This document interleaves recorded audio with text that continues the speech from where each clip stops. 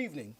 Now, the leadership wrangles within Zambia's main opposition party, the Patriotic Front, and the broader Tonse Alliance continue to deepen, with fresh twists emerging on both fronts.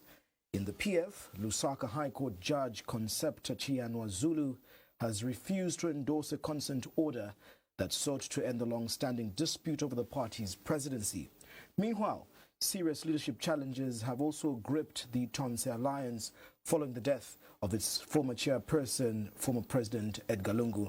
Now, in June this year, the former president obviously did pass on. Now, the alliance is now split over who should take up leadership, with competing groups publicly unveiling separate names or lists in what they're calling the Council of Leaders.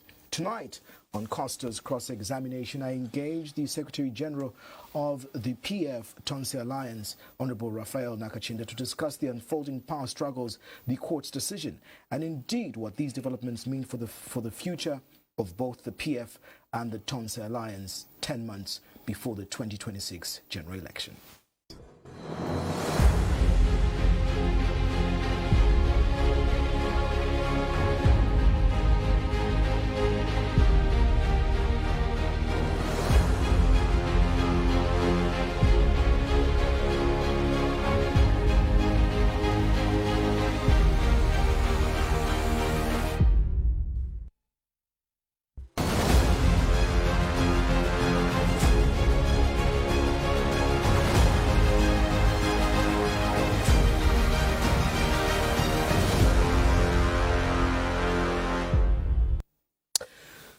Thank you so much for joining me tonight on Costa. My name is Costa Monsa. You're watching us live on DSTV. It's channel 271. GoTV, it's channel 20. Remember, you can catch us live on our Facebook stream. It's Diamond TV Online, as well as Diamond Media Zambia. Costa cross-examination is now in session. Honorable Nakachinda, it's a pleasure to host you on Costa, and good evening. Welcome. Good evening, Mr. Monsa. Thank you very much, and good evening to our viewers. 10 months before an election, Zambians obviously are looking towards who to vote for, whether they will return the UPND if they are happy with their performance, or would rather choose to vote them out if they're not happy with the way things stand.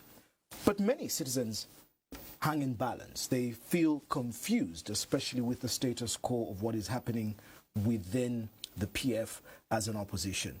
Kindly paint a picture for us. What is the current status quo of PF as a party? Well, the status quo, for PF as a political party is that in terms of the membership across the country and the leadership, we are intact, save for the fact that, where they are human beings, there could be one or two issues that you constantly have to clarify, iron out, and sometimes, we have to, also being a democratic political party, tolerate divergence views within the party. A very vibrant political party. The only challenge that we, need to resolve is a challenge that is emanating from some of the issues that are before court. I heard you talking about the fact that we did reconcile with Honorable Mao Sampa, arising from the event he hosted in 2023 on the 24th of October. And that reconciliation obviously saw the light of day in court by way of a consent judgment. But I think prior to that, when that event happened, we went to court to have that dispute resolved. And the Patriotic Front, obviously, is the largest opposition political party in view of our representation in Parliament, our representation at local government level in terms of mayors and council chairpersons and councillors across the country. It is expected that in public interest, that the matter of Patriotic Front would have been prioritized. But this is 2 years down the line. The simple question, which even a kid on the street would answer, of whether that event of the 24th of October 2023 was legal or legally, constituted to eventually be, said to be a conference that can elect, a president. That has been the simple question through and through. Yeah. But as that may be, Honorable Nakachinda, that is water under the bridge. You've been on many fora saying that convention of Mal Sampa was illegal. You've explained now that you've reconciled. But for the sake of time and the people, what's the way forward? Well, the way forward is that it's twofold. Remember that before President Lungu passed, there was a pronouncement of continuing to carry around Plan B, because whilst we still reserve some iota of faith that we are restraining ourselves to conclude that the Mingarat of UPND and President Nakachinda could pronounce on the copper belt, and seemingly allegations of collaboration between the judiciary and the UPND in relation to PF matters. While we were restraining to make that conclusion, there is a very high temptation to begin to agree with those who have suggested that you never, see justice from the judiciary. That question can't be ignored. It has to be probed further, because if the judiciary is compromised to that extent, then it means our society is in trouble. It's not just about PF. But with your experience, and I refer to you with your experience, this is not the first time that such a thing is happening. You were in the MMD, and these battles, when we had the Nevers Mumba and the Mutati faction, it dragged. And look at where the MMD is now. And so if your assertions or allegations are correct, that the UPND is colluding with the judiciary, you make these allegations, surely as politicians you promised us that you were going to work your way around this. That was your call. Now, Plan B is dead. What next? No. I think you're mistaken to suggest that Plan B is dead. Well, President Edgar Lungu is dead, and we were told he will be on the ballot, come rain, come sunshine, so Plan B is dead. You're not giving us a way forward. No. I think you put it in the correct context. President Lungu were vowing that he'll be on the ballot because, obviously, within the framework of Plan B, had he been alive, that is the direction we're taking. The compromise and what we seemingly is the assault on the judiciary, we were pushing to make sure that that is corrected. Now that President Lungu is no longer alive, the question of eligibility obviously falls. That is the context within which the issue of the ballot was being discussed. The issue of PF is a separate matter. But since you're asking a question in relation to say what's the way forward, the way forward, obviously, you know that for almost a year, from October 2023, we saw that all institutions of government had been, prepped up to work against the Patriotic Front in participating by elections. We had to then find a special purpose vehicle, in this case, NCP, under Tonse, to which who could say Patriotic Front was participating through NCP, because the human resource, the processes of adopting candidates, identifying candidates, mainly have been from PF members. And we have even won, by-elections at parliamentary level and local government level using that special purpose vehicle. But, of course, that was done with the hope that we'll be able to resolve the issue of Patriotic Front. With what happened on Friday, which is shocking for everybody, and I want to believe you yourself, and those who are watching this interview, are shocked that we can have a situation where the judiciary can see that the democracy is under assault, and this matter needs to be resolved as quickly as possible. The only thing is that I must correct that the decision on Friday was not, refusing to endorse the consent judgment. When the consent judgment was lodged, there was an application from, Chavinga Group to try and join.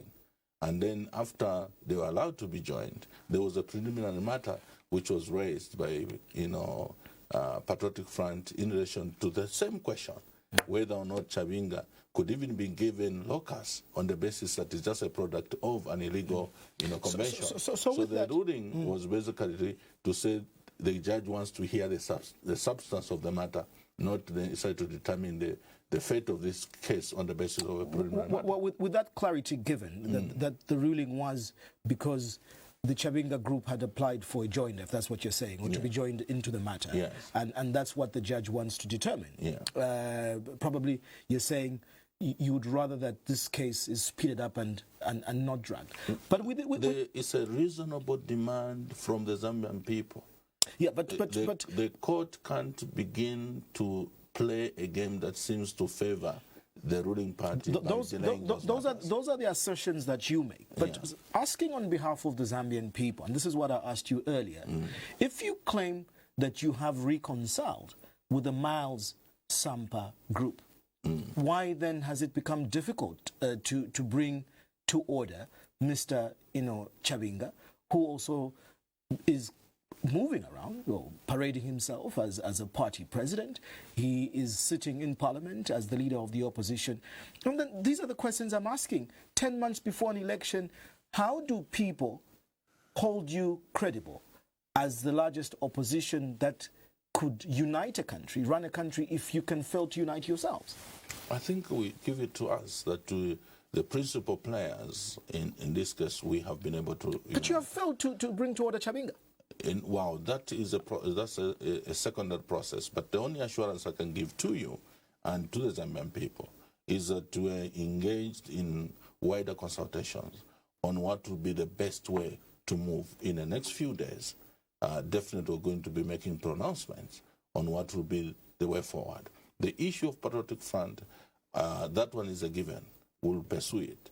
But the issue of filling up the vacancy or vacuum that the UPN are trying to create so that they can face the elections of 2026 without,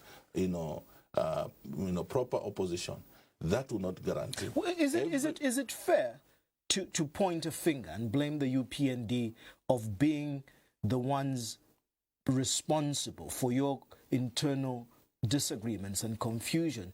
Mr. Chabinga is a party member of yours. He's an MP in Mafinga under PF. He's not a UPND member.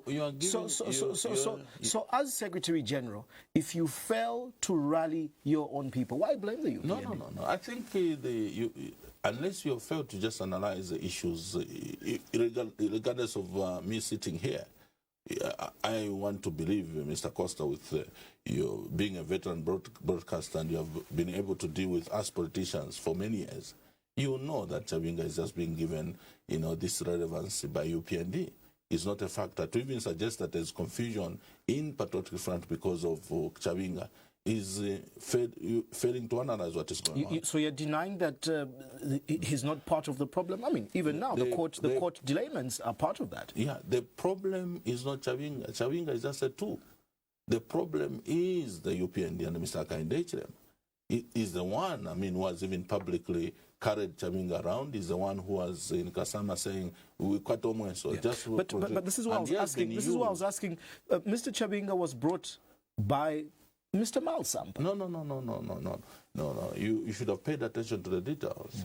Chabinga was at State House with Mr. Nakachinda, celebrating independence on the 24th of October 2023. Whilst Malsampa was saying he's holding a retreat.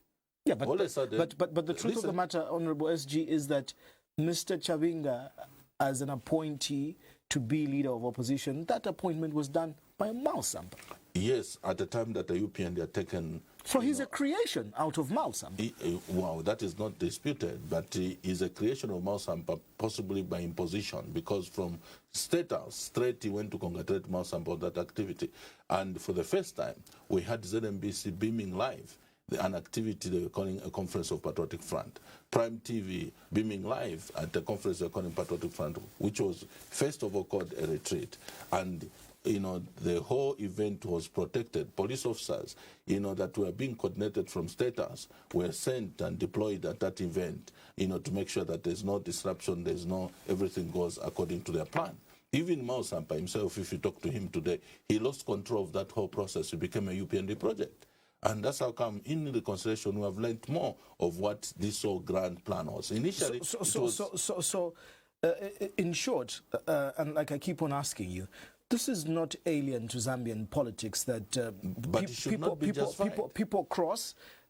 We saw PF or MMD welcoming those that were from other political parties. So if you cannot control your members, if you're saying tonight that your members were bought, you're blaming the UPND for the lack of moral principles and loyalty of your own members? No, but the information we're giving is not the information to try and say, of course, blame goes to those who are powerful. And what about those who took the bait? No, I mean, those who took the bait, of course, they are blamed. But we must understand that life is such that there are people who are not as strong to be able to, succumb. They will easily succumb to the pressure, whether blackmail or otherwise. But I think what we need to focus is the future moving forward, because the UPND are determined to stay in power, regardless of their, lack of, their failure to, fulfill their promises, their failure to govern this country. And of course, we all live in the same environment. The level of frustration and agitation and tension in the nation is so high that today, 2 days ago, I was at Samoa. Some women just drove and came packing and, came out of the car. Nakachinda, please, please, please, us on the ground, we are already resolved. We can't continue living like this. Can we find a solution around this whole situation? But granted that people are going through a high cost of living, granted that people are going through load shedding, granted that the country has, high fuel prices, but still, you, the opposition, are not offering any alternative in terms of how you're going to come and fix these problems. And this is why I ask you a question tonight. How do the people, in fact, these people that you call frustrated, are even more frustrated with you because, first of all, you failed to put former President Edgar Lungu to rest. It's now 3 months plus. You have failed to unite yourselves to give us, to say this is the leader we're going to rally around, and this is either a TONSE or an NCP or a PF manifesto 2026 to 2031. There's no blueprint, Honorable Nakachinda. So, are you going to write on the fact that the UPND has failed and people should come? Who are they going to vote for if there's an alternative? Well, the alternative, first of all, is there. Who? We are not bankrupt in terms of leadership. Which we alternative? may not have zeroed in on one, but I can assure you that in terms of the crop of leaders that we have in Patriotic Front, in TONSE, and we're also extending to generally the opposition, you can't say. Isn't that a failure of leadership? That for so long, 10 months to an election, you are still battling to identify, which brings me to this TONSE confusion that we saw last week. Sean Tembo, Brian Munduwile, KBF, and Mumbi Piri sitting with Mr. Zumani Zimba, the former political secretary to President Lungu, announcing a list of council elders, which you called bluff and you said it was illegal. Why all this confusion? It's a failure of leadership. So maybe to classify what you're saying, failure of leadership, may actually be the fact that we are confident that the set of leaders that we have are such that, first of all, they carry the wisdom, experience, the qualification and competence that if presented even in the next 3 months, 4 months, they can be sold and gain the confidence of the Zambian people. Because generally, all of us are known by the Zambian people. All of us are known what we are capable of doing, looking at our track record of performance in government. The issue that you are asking is supposed to be specific in relation to at what point are you going to then present a president. But if you're talking about the organization, that's a different subject. The organization here speaks to the fact that the platform has been challenged because of these Mingalatos. And we could not have had locals to elect a leader before we resolve the PF Are you also blaming the UPND for the confusion in TONSE? No. Now, ask a specific question. I've asked a specific question. Let me ask it to you specifically. Yeah. What are the problems? Why do we have divergent voices in Tonse? Because when that meeting happened, it was disrupted. You came out and spoke that the only appointed person to speak on behalf of the alliance was either yourself or acting President Lubinda. But why do we have divergent voices speaking? Peter Chanda is speaking, Sean Tembo is speaking, Zumani Zimba is speaking, and we have this list being released told was left by Edgar Lungu. You know, there's a Bemba saying that maybe you being Bemba also would appreciate that if you see, I don't know what name, animal can use, but, you see some animals fighting. They may not be fighting if there's nothing valuable there, okay? The only reason why Patriotic Front is under so much attack and there is this crumble for relevance and so on is because there is value in Patriotic Front. The Zambian people have realized that the condemnation which led to voting PF out was not justified because of the heavy propaganda of UPND. And the Arebo Dapo message has sunk so deep in the hearts of the Zambian people, and they're just demanding, please, can you sort your house in order? Maybe, Honorable Nakachinda, you have been in opposition for so long that you're living in an illusion of thinking that there's value in the PF.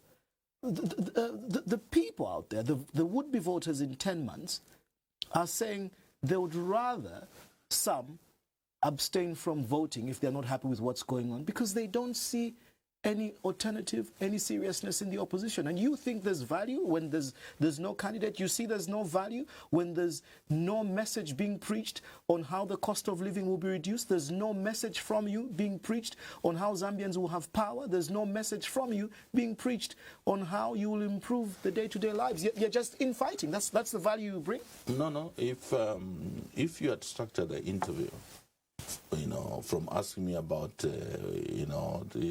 the confusion of Tonse and so on, because I have to answer the questions. If you asked me a question about what are the alternatives, I will be able to now articulate about the manifesto of, Patriotic Front that was prepared between, 2021 to 2026, and some of the areas that may be required to be reviewed. And we are setting up a committee under the research, department of the party to be able to look at our manifesto, get input from academia, and also do some consultations on the ground. Those are matters that are behind the scenes before we can avail the manifesto. But we have these challenges that we've been dealing with, and they have, have taken center stage because of the fact that they are prominent. They are in court. We are in court. We have these teething issues that we're dealing with. And you are doing a good job to probe answers around this confusion. But you can't ask me, while I'm explaining the issue of the challenges we are faced, and then say, you're not sending a message. The Zambian people at the moment, whilst they want to hear alternatives, but I can tell you that they heard so many alternative lies from UPND that they're not interested to have another politician telling them all manner of stories. I'm sorry to tell you, and I'll keep on hitting on this, that the Zambian people are not interested in you fighting amongst each other. Yes. The Zambian people are more interested in seeing that President Edgar Lungu is put to rest and you put your house in order and begin to preach an alternative of how to better their lives. Don't you think that's the interest of the Zambians? Okay, so let me deal with the two issues you have raised. We are, consulting. When you refer to the press briefing I had a few days ago, I said the Zambian people want to see a united Tonse alliance. They want to see, by extension, a united opposition. And as the main and biggest political party in opposition, Patriotic Front, we are going to engage in processes behind the scenes to be able to make sure we minimize this unfortunate development where people are donating to themselves locals to do things which they don't have. I don't want to start discussing personalities here because it actually goes against the principles of what we are doing in the background. But unity, we are determined with everything to make sure that we unite the opposition front, we unite Tonse. And some processes possibly concluded the next day or two. The alternative after the Friday ruling, Obviously, this weekend we are engaged into all manner of consultations among and within PF and outside. That at least I can disclose. And we're hoping that in the next few days some pronouncement will be made so that the issue of the platform, which I think the many Zambians are afraid of, are concerned about, will be able to be resolved. The next phase, you're asking about, putting to rest our beloved sixth Republican president. We chose, as Patriotic Front, to stand with the family. We are glad that now the doors of renegotiating the process to burial have reopened. Before, maybe about 3 weeks ago, a month ago, the negotiations were made very difficult because of the political commentaries that were coming from our friends who are in government that suggested there was no sincerity around certain commitments that were made. Among the issues that led to the death of President Lungu Costa were that when he came back to active politics, he came to fight for his party. He made it very clear that I can't sit home watching democracy being assaulted by having the main opposition political party taken over by a ruling party in the manner they did.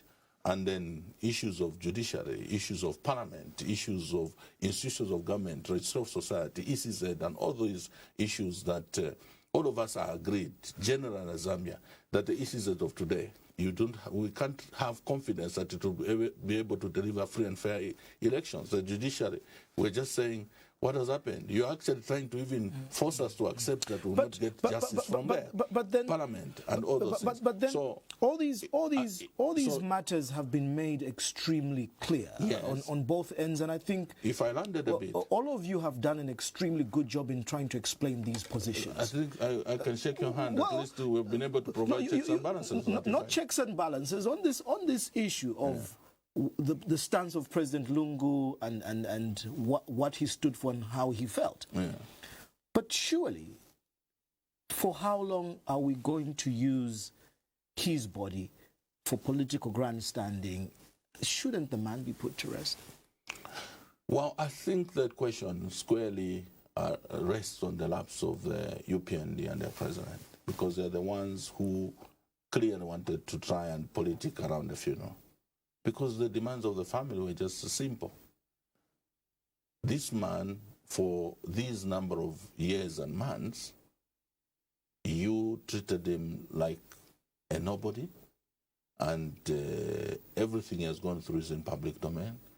Even for him to access medical attention, he had to, travel in a manner that really showed that government didn't care, because several times he attempted to travel. You refused. Now he has died.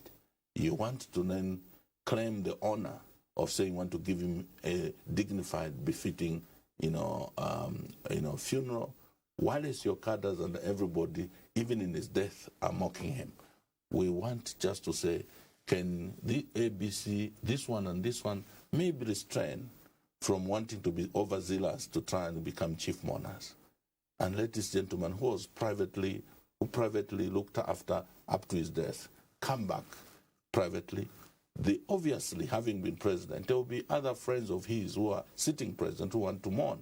At that particular point, there are protocols that can never be denied, whether by convention of SADC or any other. When those heads of state come, the government can move in. Obviously, the protocols extended. So a simple request of that nature, which you can refer, for example, when Mugabe died. So in the background of this happening, you're saying you're confident now that renegotiations have opened, and, yes. and we hope that President Lungu could be put to rest. And I must clear, the family to President Lungu has never at any time demanded that activities of Patriotic France will be halted on the basis of the funeral.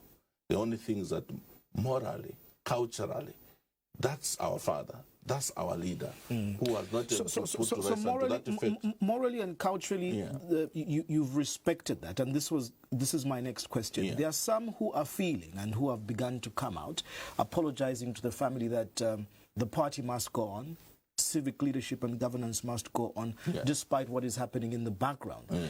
Is this the reason now that we're seeing this confusion that I was referring to from last week? I want you to be very specific in commenting about this so-called list or council of leaders that was released last week? Because from the time you were in South Africa, I think you've had interviews on Diamond being asked whether there were specific people that were anointed or a specific list. How do you govern Tonse and the PF? I believe that politics should be a democracy. Should it be a list coming from somebody who is deceased that you should then follow? Is your party a monarchy structure? It is, first of all, it is morally wrong, culturally wrong to try and put words in the mouth of the deceased. That's the starting point. But maybe let me just remind you and remind the viewers. You know, Tonse is an alliance. They are political parties that are members to Tonse. Okay, PEP is one of them. PF is one of them. NCP is one of them. Dr. Dan Pule's party is one of them, and many other political parties.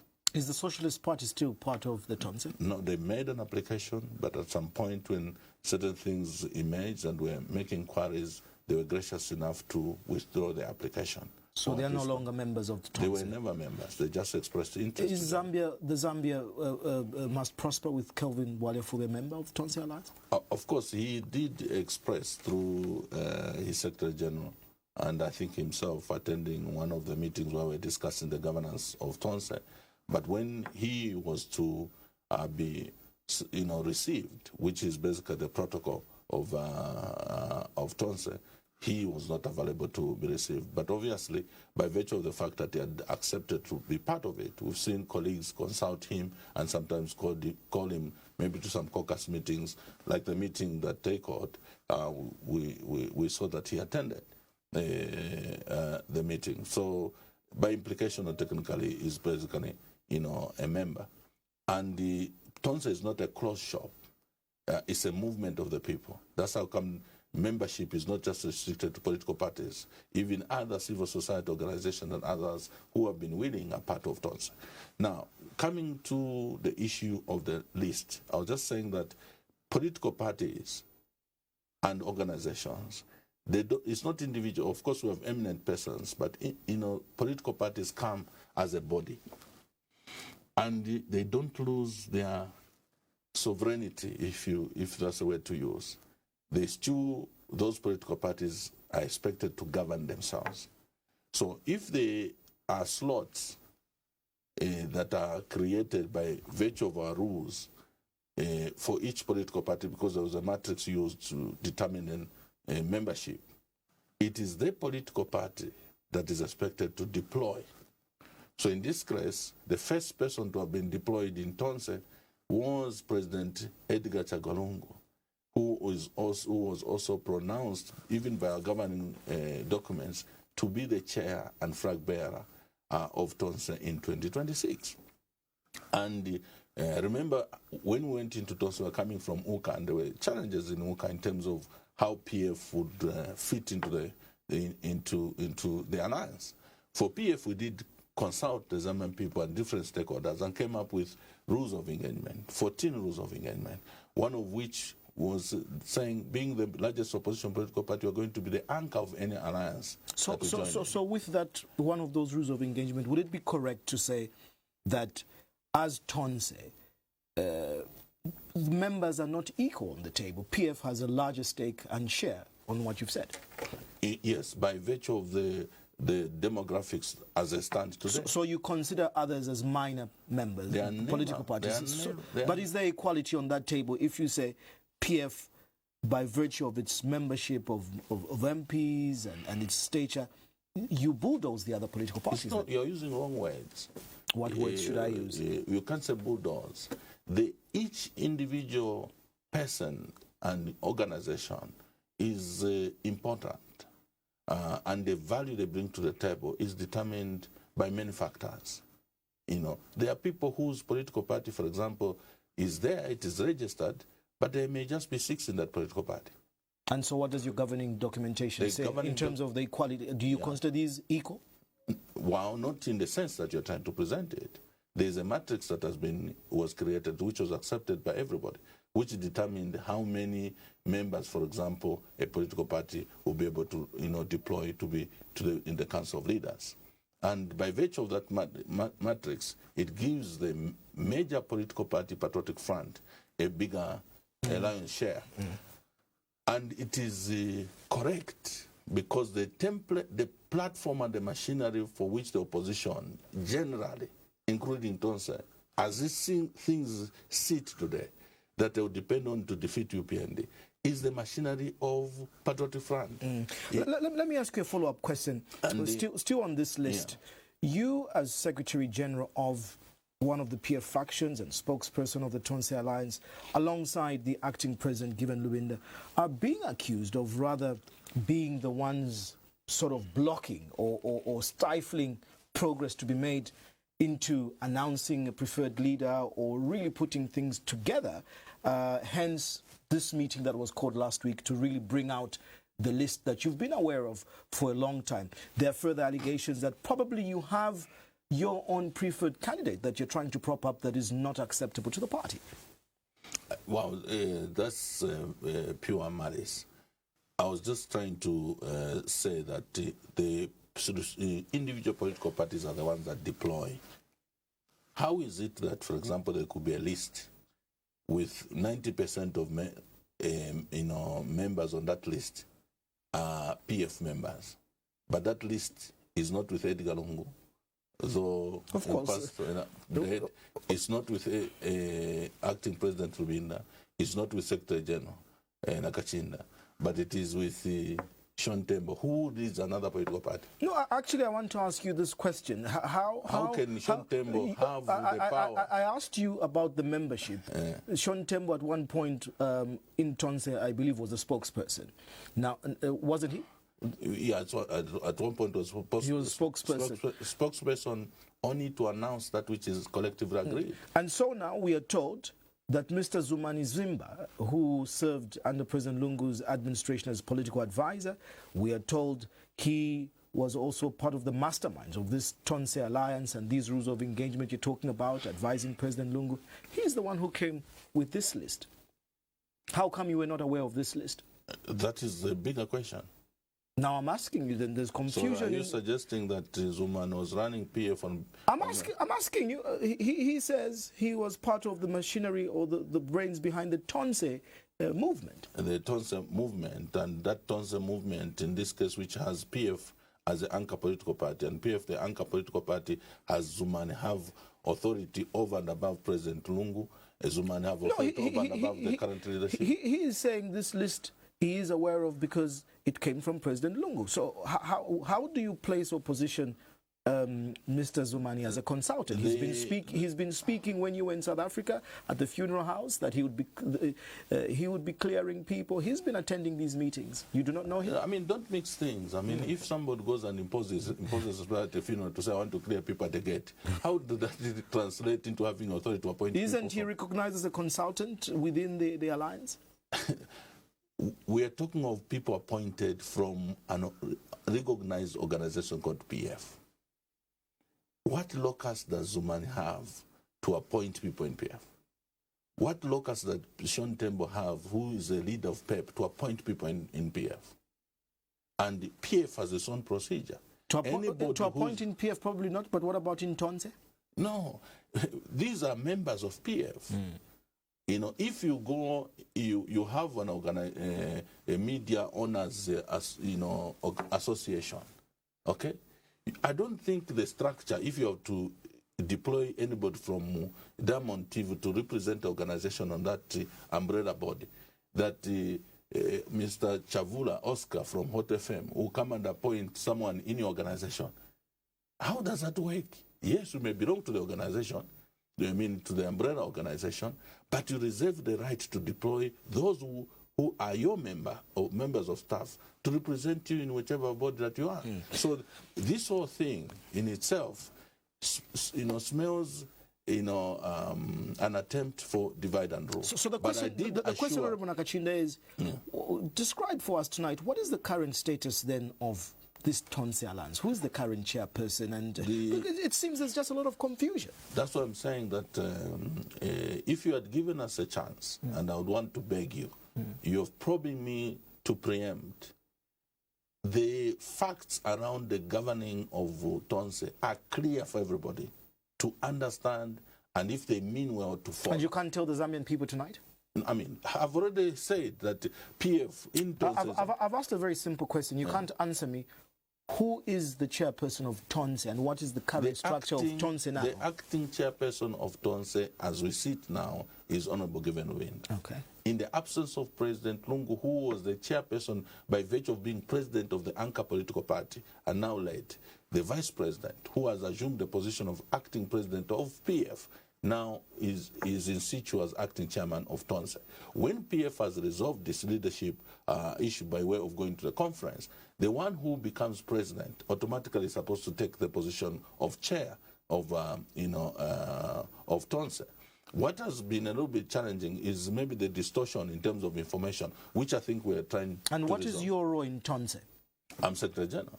Of PF and Tonse. And Tonse. And is that an agreed and a known and accepted position across board by members like PEP, NCP, and Z?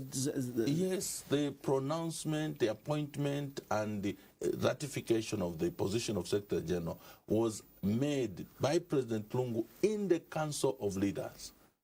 What was supposed to have been done, which eventually we came to discover through the revelation of the lawyer who helped us to put up, to reconcile the rules of engagement and the terms of reference, that there was unfortunate at some point when the documents were being worked on by the technical people, where Zumana and the rest were part, that when the document was communicated in PDF, there was a request that it be put in Word, and there was some alterations in the document. You dribbled your own selves from PDF to Word. Already we can see that you're not a trusted group of people. So, but as it were, there are people who believe that politics are dirty and therefore they justify their action as politics. I think we need to gravitate towards doing decent things, because we are seeking to govern a people at the highest level of being in government, regardless of the position, president or otherwise. So those are matters which I think are being resolved behind the scene. I've only gone to that extent to highlight that we know the problem and will resolve the problem. I want to assure the Zambian people, Tonse will not die. Yes, there are people that are determined out of maybe sheer desire to be relevant or justing or manipulating their way to maybe ascend to be chairman.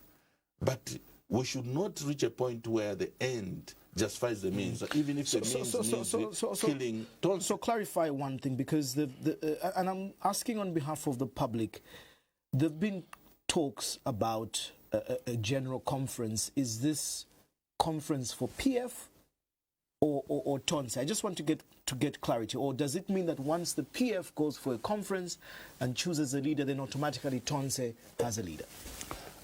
The general talk of the conference is a PF conference, which is supposed to resolve the issue of leadership in Tonse. But after the death of the former president, to which everybody was ready to pay homage and say he's a candidate and so on, even after he was declared ineligible, people still went there. And I can tell you, we have been in this game for a long time. You can even tell some of them it was out of opportunism, because they were hoping at some point he would succumb and say, I need to anoint somebody. So people were patronizing around whatever. The moment he died, the true colors of individuals around Tonse and other places, we could see the true colors manifesting, some of which were beginning to threaten that they may be destructive. But we're already here. Some of the people who are being destructive, maybe we just need to sit them down more. Some of them require prayers, some of them require... You're still not answering my question. Yeah. We are 10 months to an election. Yes. And we've heard some of your members say we're going for a general conference. Yes. Is this a PF conference or a Tonse conference? If you paid attention to what I said it's a PF conference, which is supposed to resolve the issue of leadership in Tonse. But after the death of the former president, to which everybody was ready to pay homage and say he's a candidate and so on, even after he was declared ineligible, people still went there. And I can tell you, some of them it was out of opportunism, because they were hoping at some point he would succumb and say, I need to anoint somebody. So people were patronizing around whatever. The moment he died, the true colors of individuals around Tonse and other places, we could see the true colors manifesting, some of which were beginning to threaten that they may be destructive. But we're already here. Some of the people who are being destructive, maybe we just need to sit them down more. Some of them require prayers, some of them require... conference, which is supposed to resolve the issue of leadership in Tonse. But I was saying in elaborately... You deviated. Yeah, but when President Lungu died and these problems began to manifest, we saw that some people are beginning to be resistant.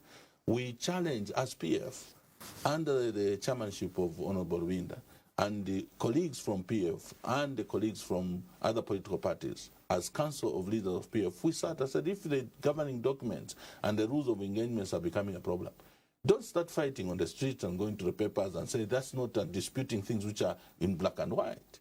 Come to the table and say, we think now this is becoming a challenge.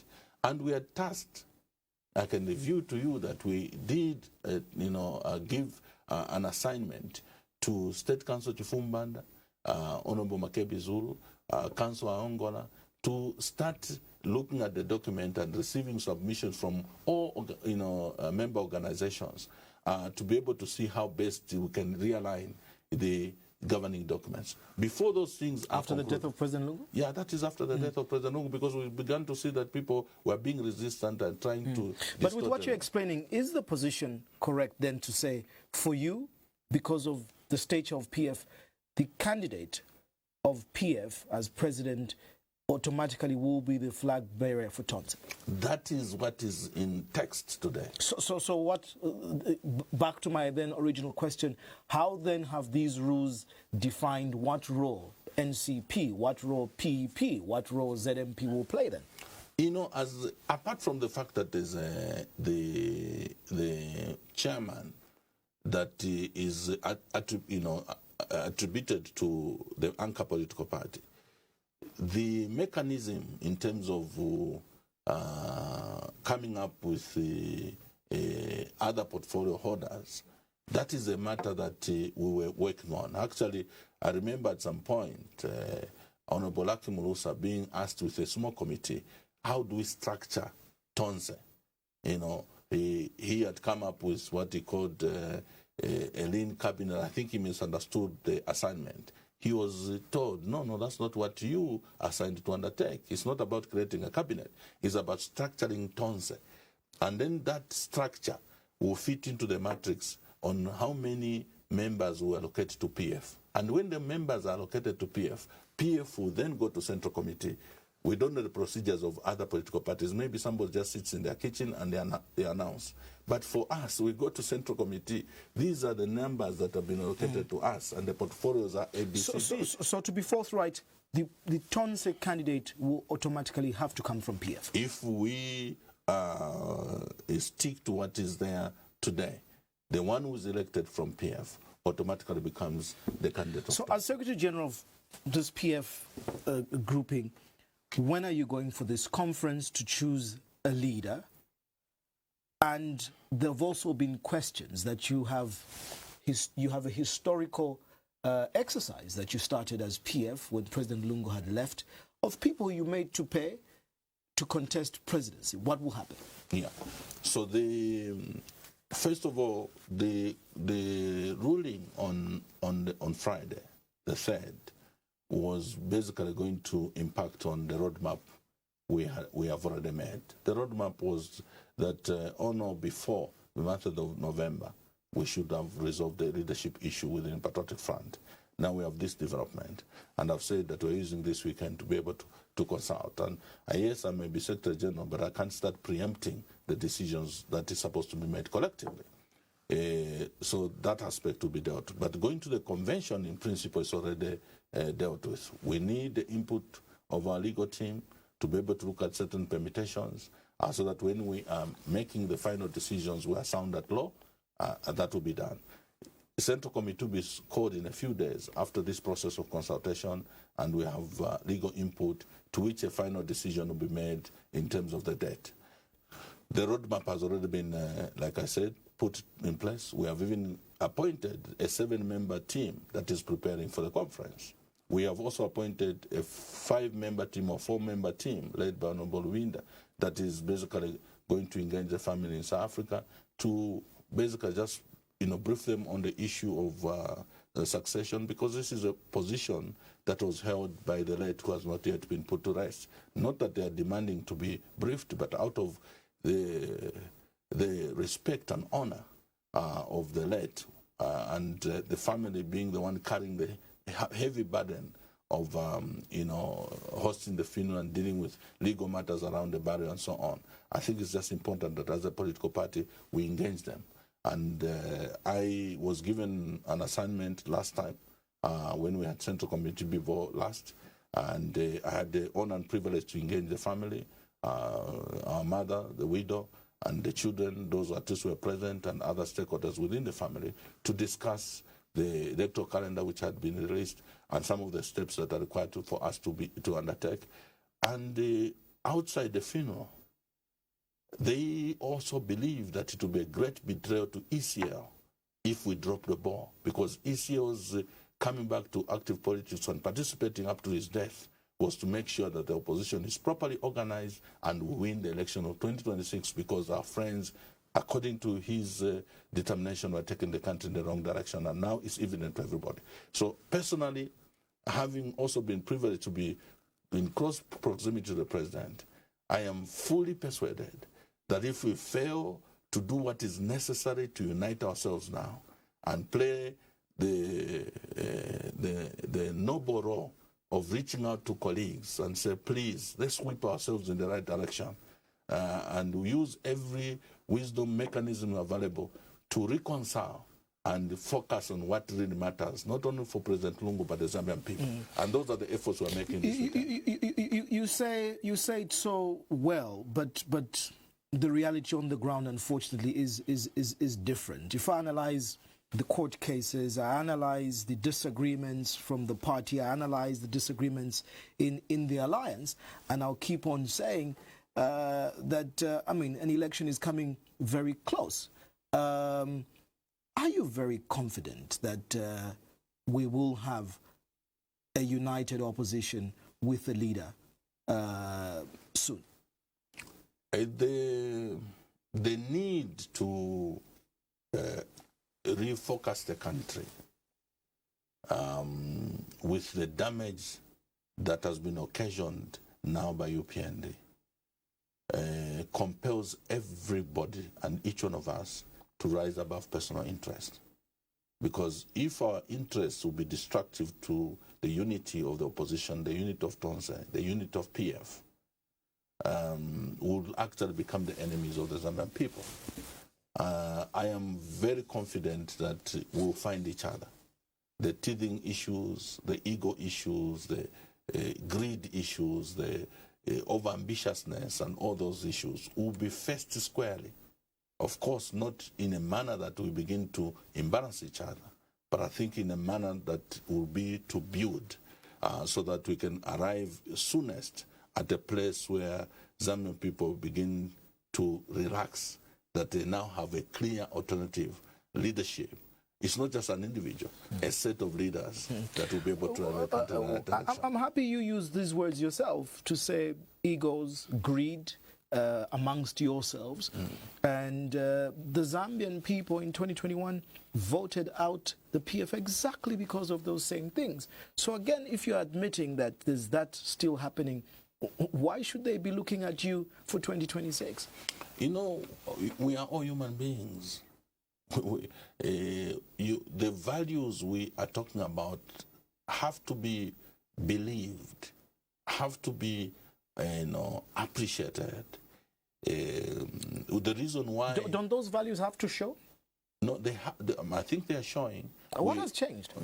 What has changed is that some of the things that for which PF, for example, was voted out of office are alien now to the party.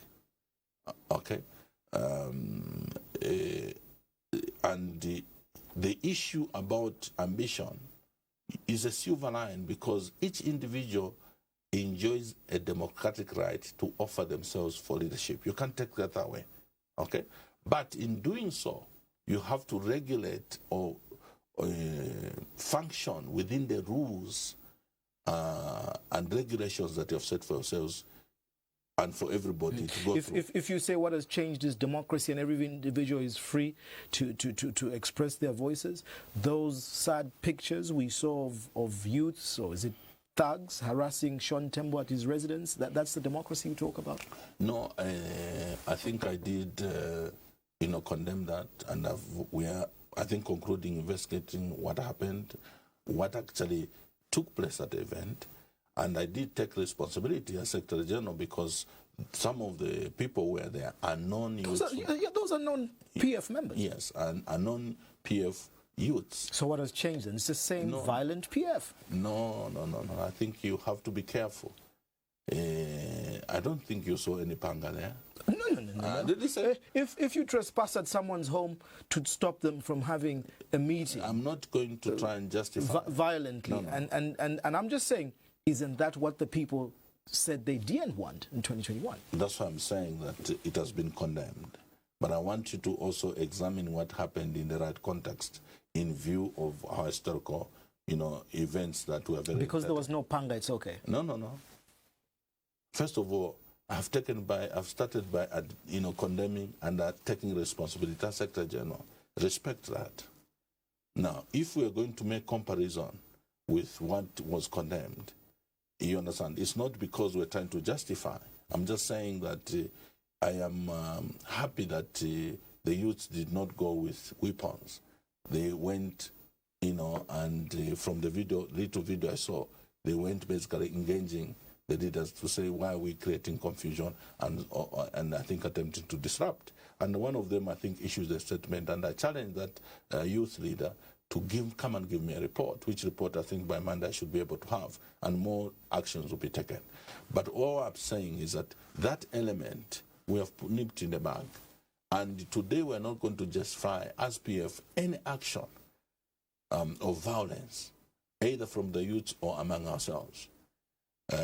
One of the other ugly things that we have to insulate and not allow to emerge in PF, especially during this transition, is sentiments that border on ethnicism, tribalism, and so on. Because, sometimes you find it's a little sad.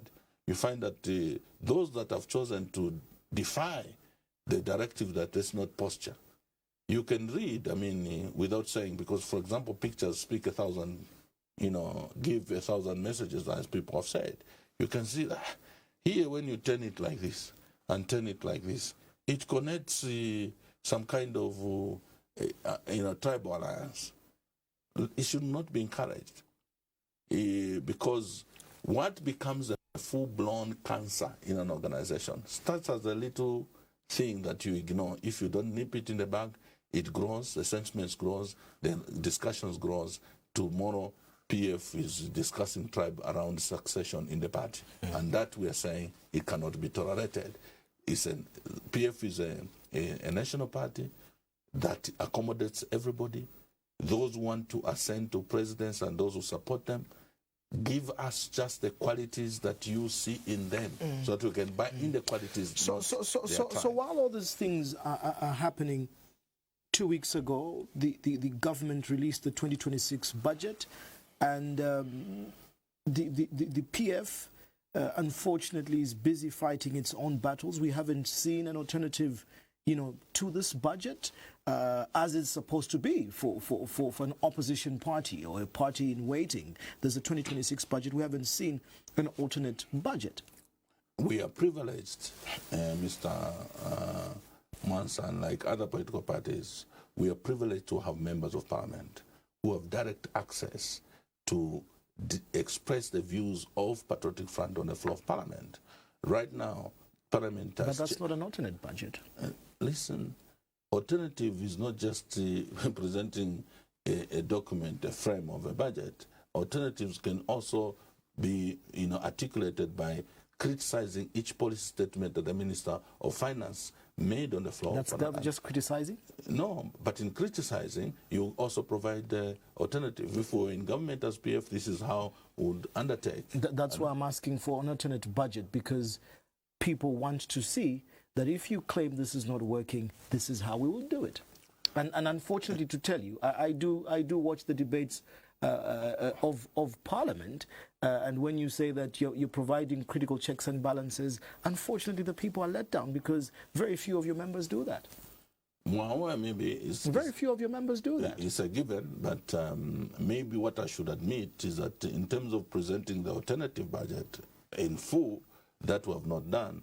But in terms of providing checks and balances and solutions on the floor of Parliament, whether few or many, that is being done. And we, as a political party, do caucus with our members of Parliament and make inputs. And that's your comfort, that as long as you can only criticize on the floor of Parliament, then that's what an opposition should be able to do? Maybe, Mr. Mwansa, the other aspect that I should bring on to the fore is that we're definitely going to be addressing ourselves to the budget as Patriotic Front. We do have a set of people that deal with issues of finance, they deal with issues of budgeting, deal with issues of the economy, who act and analyzing the budget.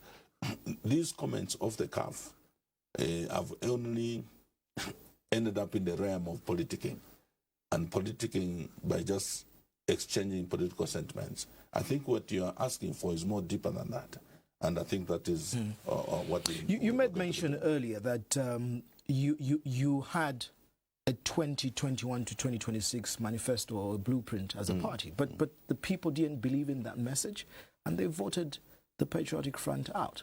In as much as you're saying that the UPND made promises and they've lied to people and they've not fulfilled those promises, do you have a set list of promises, 2026 to 2031, that you can give to the Zambian people on how you will clean the damage or the mess that you say the UPND have created? Yes, we're working on that. Because you don't have yet? No. 10 months before an election? No, Mr. It's a simple question. Yeah, I mean, the cycle of any government is 5 years. Okay? And in the 5 years, we've been able to analyze the performance of these people in relation to our own manifesto, which was 2020 to 2026. The work we have, unlike other political parties, basically to look at our manifestos is too relevant. Because had our friends performed to a certain degree, possibly adjustment would have been progressive. But now, our adjustment is to even have certain things repaired. So we are working on the manifesto to respond, first of all, to these 5 years, which is basically has been a wasted 5 years. Only to the fact that they have been able to damage. So you have no message at the moment? No, we do have a message, my brother. And that's what I'm asking you. Yeah. You can't say you need to analyze their 5 years. And I keep on saying to you... We have been analyzing and... When should the Zambian people begin to test you on the message? Okay. In August next year? Because we are definitely going to have a conference which is supposed to also play the role of adopting our manifesto, the role of adopting a policy document.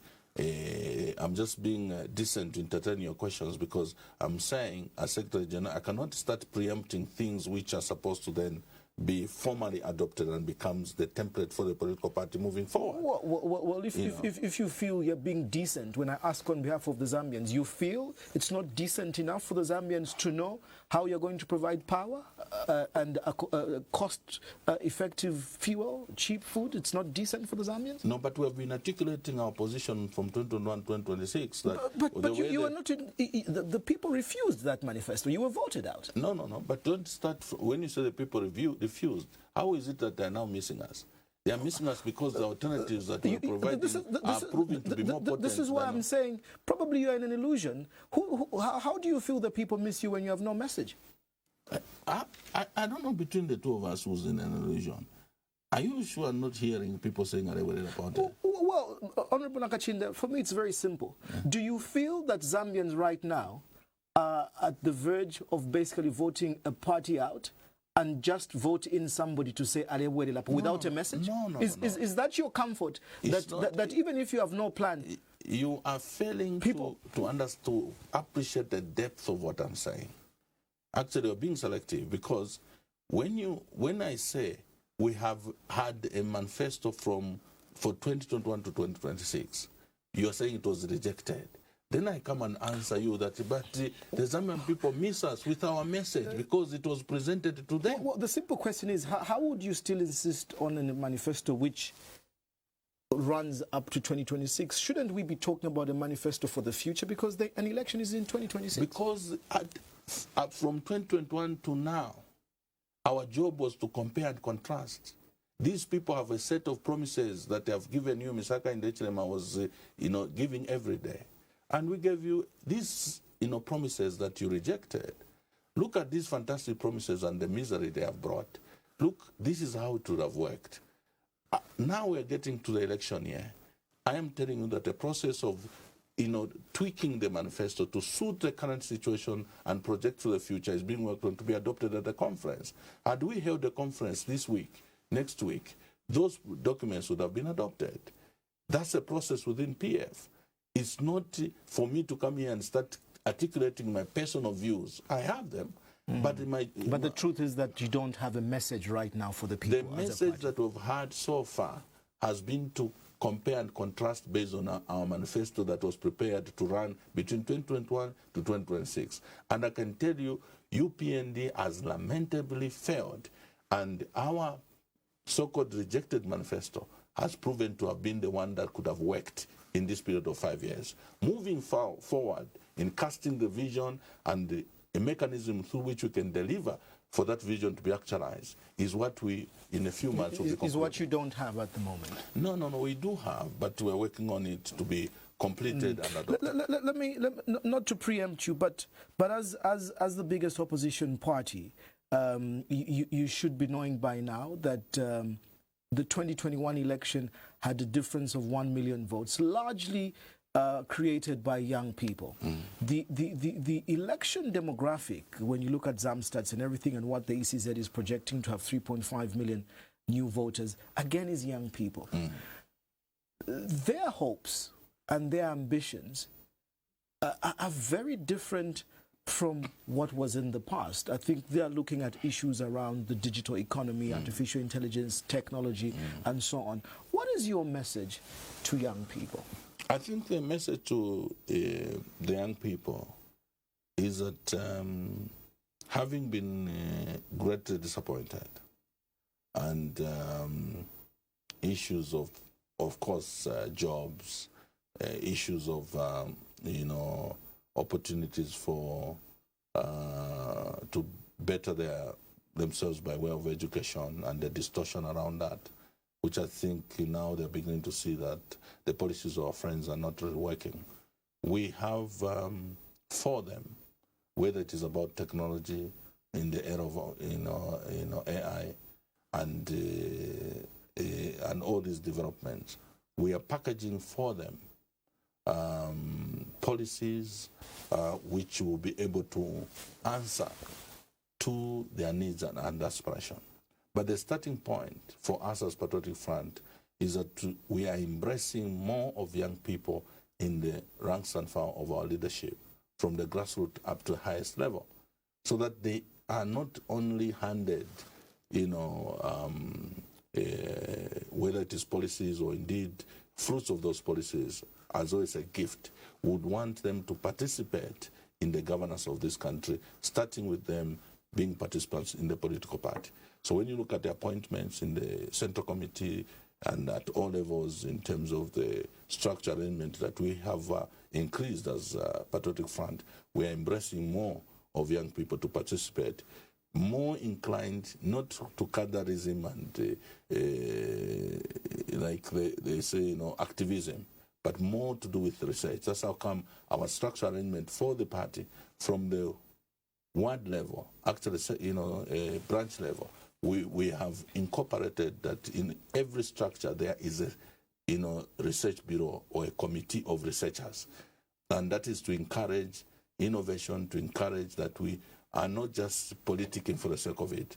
All issues that individuals in a particular locality, they are researched, understood, and are benefiting the multifaceted society that we're in. Young people included, the elderly, the women, and obviously the general community where the men also are involved. Honorable Nakachinda, thank you so much for talking to me on COS this evening, and we wish you all the best, hoping you will sort out this impasse to provide leadership and a united opposition for the Zambian people. I'm very, very, very grateful, and I can only say, pray for us. Our democracy is at a crossroad. The role we are playing is critical. is deeper than just politics. We have to have the foundation of our country that has been distorted repaired. So Nakachinda is just an individual, but I think the participation of all stakeholders, including the media, the fourth estate, is required at this particular point for the sake of Mother Zambia. The wraps up, Costa, for this week. My guest has been the Secretary General of the Patriotic Front as well as the Tonse Alliance, discussing obviously the issues happening internally before the courts and just how prepared are they for an alternative to form government in 2026 come August of the election. Costa cross-examination is now